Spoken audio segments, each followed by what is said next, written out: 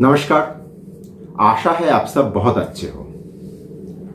दोस्तों, अभी तक हम लोगों ने अपना चैनल में जितना वीडियो आप लोगों को दिए हैं वो सब वीडियो अगर आप लोग नियमित रूप से देखे होंगे तो इतना तो आप लोगों को समझ में आ ही रहा होगा कि ये सब वीडियो के माध्यम से हम लोग आप लोगों को मार्केट का छोटा से छोटा बारीकियां समझाने का कोशिश कर रहे हैं और मार्केट का ऐसा कुछ नियम जो नॉर्मली लोग इग्नोर करके बाईपास करके चले जाते हैं वो सब नियम आप लोगों को बताने का कोशिश कर रहे हैं। ये सारा नियम हम लोगों को काम में आएगा। कहाँ पे आएगा? जैसे कि आप लोगों को पता है कि हम लोग इस चैनल के माध्यम से आगे आप लोगों को technical analysis, fundamental analysis, index analysis ये सब सिखाएंगे। तो ये सारा वीडियो वहां पे हम लोगों को रेफरेंस के तौर पे काम में आएगा। तो उसी कड़ी में आज का ये एपिसोड में आप लोगों को मैं सिखाने का ये प्रयास करूंगा कि कोई भी एक ट्रेडर मार्केट में सुबह 9:15 से शाम का दोपहर या कुछ भी कह लीजिए 3:30 बजे तक का जो ट्रेड लेते हैं उस ट्रेड का कभी हम लोग ज्यादातर लोग हम लोगों में से उस ट्रेड का विश्लेषण नहीं करते हैं। अब सवाल यह आएगा कि हम लोग उस ट्रेड का विश्लेषण कैसे करें।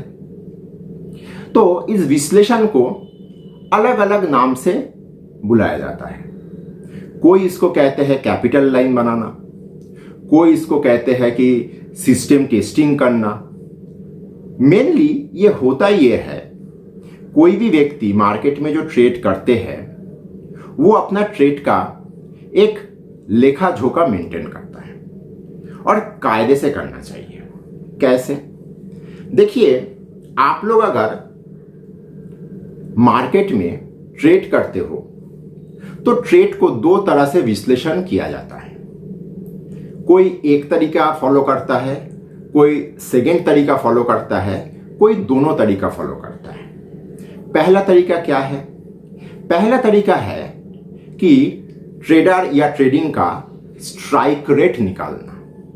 मान लीजिए मैं आज या इस हफ्ते 10 ट्रेड लिया तो एक समय में जाके, चाहे आज ही हो या एक हफ्ते के अंदर हो, तो ये 10 ट्रेड में से कितना ट्रेड मेरे लिए प्रॉफिटेबल रहा और कितना ट्रेड मेरे लिए लॉस मेकिंग रहा, इसका एक लेखा जोखा मेंटेन करना, वही खाता जिसको कहते हैं, करना चाहिए।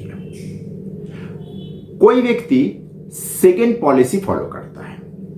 क्या है वो सेकेंड पॉलिसी? सेकेंड पॉलिसी में उसका पीएल रेशियो निकालना।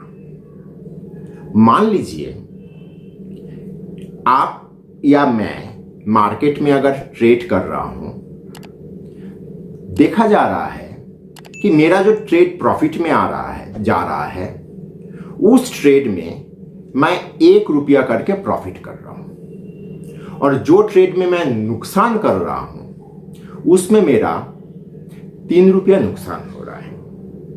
तो इंसान नॉर्मली देखा जाता है कि प्रॉफिटेबल ट्रेड को लेके बहुत खुश होते हैं, खुश रहते हैं, लेकिन लॉस कराने वाला ट्रेड को वो बहुत जल्दी भूल जाते हैं या भूलने का कोशिश करते हैं। ये गलत है, क्योंकि जो लोग मार्केट में डे ट्रेडिंग करते हैं उन लोगों का प्रॉफिट हो या लॉस हो बहुत कम के अंदर निपटता है, तो इसीलिए ये भूलना काफी सहज भी होता है।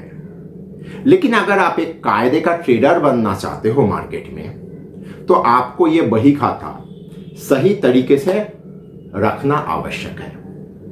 मैं तो कहता हूं कि हर एक व्यक्ति को दोनों तरीके का ही वही खाता एक साथ मेंटेन रखना होगा। कैसे? मान लीजिए मैं 10 ट्रेड लिया, 10 ट्रेड में मेरा 6 ट्रेड में प्रॉफिट आया और 4 ट्रेड में मेरा नुकसान हुआ, तो मैं तो बहुत नाचूंगा, या कोई भी व्यक्ति मेरे जैसा हो वो तो नाचेगा कि मेरा स्ट्राइक रेट 60% परफेक्ट ट्रेड है, ये खतरनाक भी हो सकता है। यहां पे सेकेंड वाला तरीका उसको परफेक्ट करेगा। कैसे?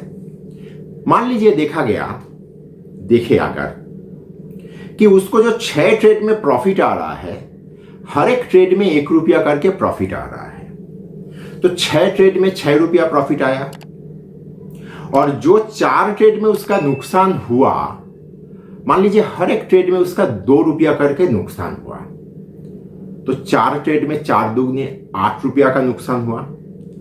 इसका अर्थ हुआ एक दिन में अगर वो 10 ट्रेड लिया या एक हफ्ते में अगर वो 10 ट्रेड लिया, 60% स्ट्राइक रेट परफेक्ट होने के बावजूद उसको 6 रुपया प्रॉफिट आया और 8 रुपया का नुकसान हुआ। मतलब एनी पॉइंट ऑफ टाइम, एक कालखंड में देखा यह जा रहा है कि वो घर से 2 रुपया मार्केट को दे रहा है।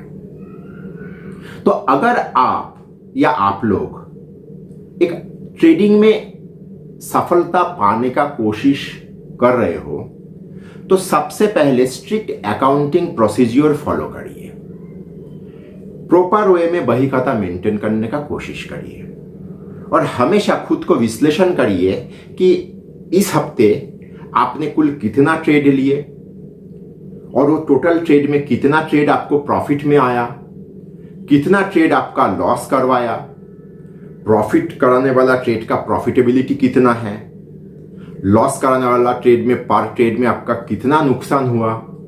ये सारा चीज जैसे ही आप विश्लेषण करोगे बही खाता में, तो आप देख पाओगे कि धीरे धीरे आपका नंबर ऑफ ट्रेड कम होते जाएगा। यह भी परफेक्शन की तरफ एक कदम होता है। आपका नंबर ऑफ ट्रेड जैसे ही कम होता जाएगा, तो आपका ट्रेड का क्वालिटी बेटर हो जाएगा।